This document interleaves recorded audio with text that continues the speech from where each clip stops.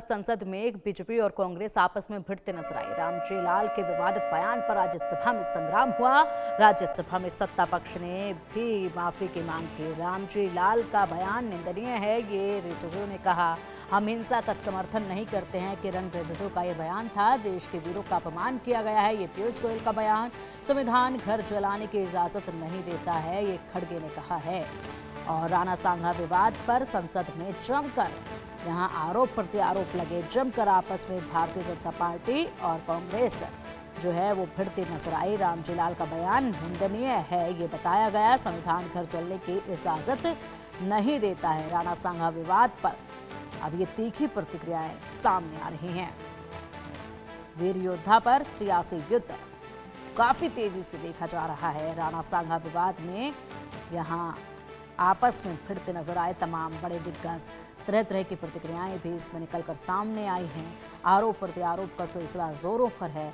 कब तक ये विवाद आगे बढ़ता है, ये देखना होगा। फिलहाल तो ये विवाद थमने का नाम नहीं ले रहा है।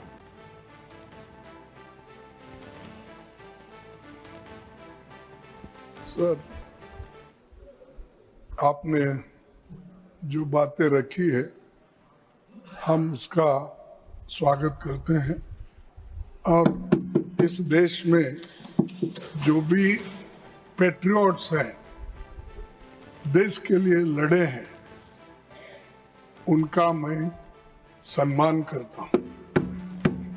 लेकिन इसका मतलब ये नहीं है कि कानून अपने हाथ में लेकर अगर कोई किसी के घर पे जाकर तोड़फोड़ करता है, ये और तोड़फोड़ करता है, अगर उसकी संपत्ति को तोड़ता है, ये कभी हम नहीं मानेंगे। इसको मैं कंडम करता हूं। इस चीज को आपके बात से सहमत है, लेकिन इन्होंने वो मुद्दा उठाकर एक के जान मारने की कोशिश करते हैं, उसके घर पे जाते हैं और उसकी गाड़ी तोड़ते हैं, घर तोड़ते हैं। ये अपमानजनक जो दलितों के खिलाफ हो रहा, ये कभी नहीं सहन करेंगे। संपूर्ण सदन एक मत है कि राणा सांघा इस देश के बहुत बड़े हीरो हैं, हैं और जब तक ये दुनिया रहेगी राणा सांघा हीरो रहेंगे। पर भाजपा अपना पाप न छिपाए। जिस तरीके से एक दलित एमपी के यहाँ आक्रमण हुआ है, वहां भी सुरक्षा प्रदान करे। यहाँ कही गई बात पर अगर उन पर कोई आक्रमण होता है तो वो उचित नहीं है, उनको सुरक्षा दी जाए। जहां तक सवाल है राणा सांघा या हर जाति धर्म में जो हैं, सबको प्रणाम, सबका अभिनंदन और राणा सांघा पे हमें गर्व है। आश्चर्य की बात है, माननीय सांसद जी का बयान आया, मैं मरते मरते मर जाऊंगा लेकिन मैं अपनी बात वापस नहीं लूंगा। जब तक जीवित रहूंगा तब तक मैं इस बात को वापस नहीं लूंगा।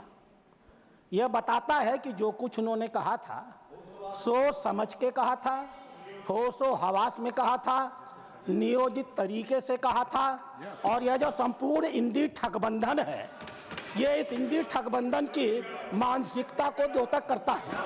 अध्यक्ष महोदय,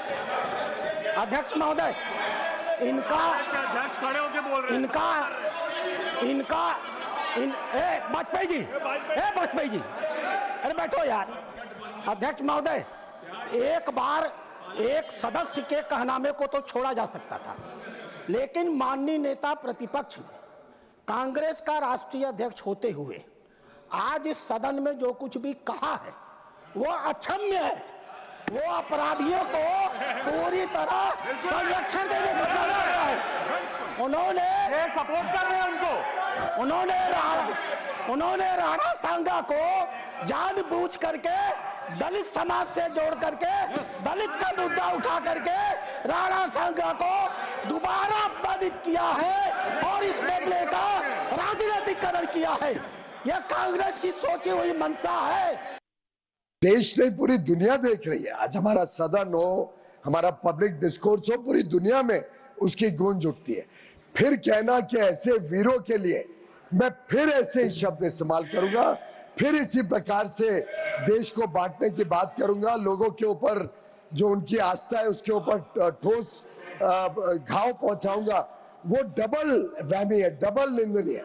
लेकिन सर, एक तो वो पहलू है, उसके ऊपर तो कोई कुछ कह नहीं रहा है, ना लीडर ऑफ ऑपोजिशन, ना सुमन जी खुद, ना राम गोपाल जी। लेकिन अध्यक्ष जी ये भी इक्वली निंदनीय है कि लीडर ऑफ द ऑपोजिशन इतने वरिष्ठ राजनेता होने के बावजूद इसको एक ऐसा ट्विस्ट देने की कोशिश कर रहे हैं जो बार बार ये करते हैं।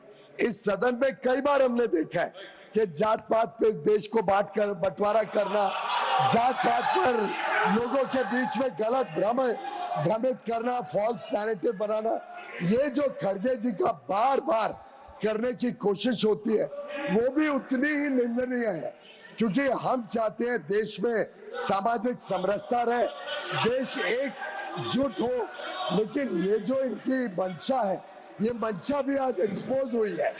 और मैं समझता हूँ माननीय अध्यक्ष जी, अब समय आ गया है दुनिया को, देश को इस सदन से एक मैसेज जाए, इस सदन से एक आवाज गूंजे कि पूरा सदन एक आवाज में, एक स्वर में रामजी लाल सुमन जी के वाक्य को, उनके जो बात उन्होंने कही है उसको कंडेम करता है, उसको निंदनीय मानता है और पूरा सदन एक आवाज में दुनिया को बताए कि ये देश की ताकत, हमारी एकता और एकजुटता पे कोई व्यक्ति हाथ नहीं पहुंचा सकता। सदन में देश का हीरो को अगर इंसल्ट करता है तो मैं नहीं मानता हूं कि ये मुद्दा सिर्फ हमारे रामजी लाल सुमन जी का अकेला का है।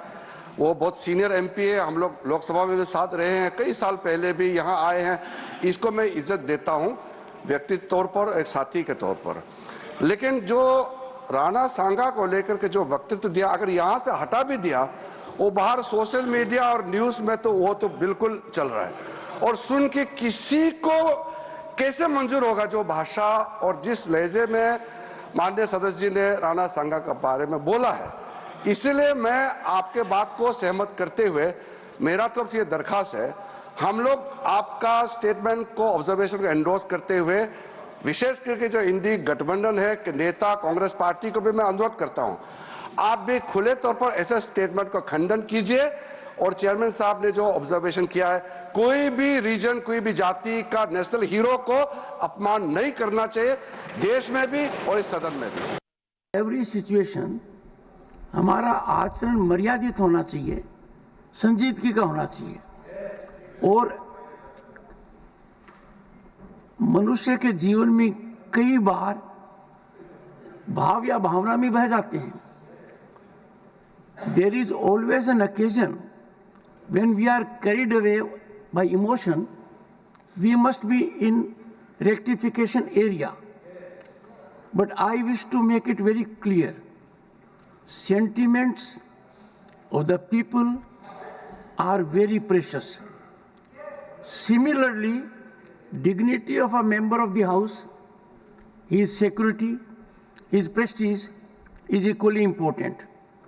I would appeal to all segments of the House that what happened in the House was expunged for a simple reason. It was outrageous, it was unexpected of a member. But our problem because of technology is that whatever we expunge is expunged only in our record. Social media gives attraction to it. कोई एक माननीय सदस्य किसी दूसरे सदस्य पर आरोप लगाता है, उसका नाम लेता है, तो उस सदस्य को अपनी सफाई देने का, अपनी बात कहने का पूरा अधिकार है। माननीय सभापति जी ने कृपा पूर्वक मेरा नाम पुकारा और मैं चाहता था कि जो आरोप लग रहे हैं उस पर अपनी बात रखता, लेकिन हाउस अव्यवस्थित हो गया, मैं अपनी बात नहीं रख सका। मेरी कोशिश होगी कि अगली बार जब हाउस हो तो मैं अपनी पूरी बात संसद में कहूँ। आज आप वाइस प्रेसिडेंट से भी मिले हैं, तो क्या मुद्दा आपने रखा, क्या बात हुई? कुल मिलाकर के उत्तर प्रदेश में अराजकता है। मेरे परिवार पे, मेरे घर पे प्राणघातक हमला किया गया, शीशे तोड़े गए, गाड़ियां तोड़ी गई, कुर्सियां तोड़ी गई। हमने उपराष्ट्रपति जी मिले थे और उस दहशत के माहौल में आप समझ सकते हैं कि क्या स्थिति होगी जब एक सांसद सुरक्षित नहीं है तो आम आदमी सुरक्षित कैसे होगा? आखिरी सवाल की क्या जिस तरह से आप पर लगातार माफी के लिए दबाव बन रहा है, दबाव बनाया जा रहा है, आपका क्या कहना है? अब तक जितना बचा था कुचा था, जो कुछ मेरे पास था मैंने सब आप लोगों को कह दिया। मेहरबानी करके उन सब चीजों को देख लीजिए। केंद्रीय कर्मचारियों को सरकार का बड़ा तोहफा मिला। 1 जनवरी 2025 से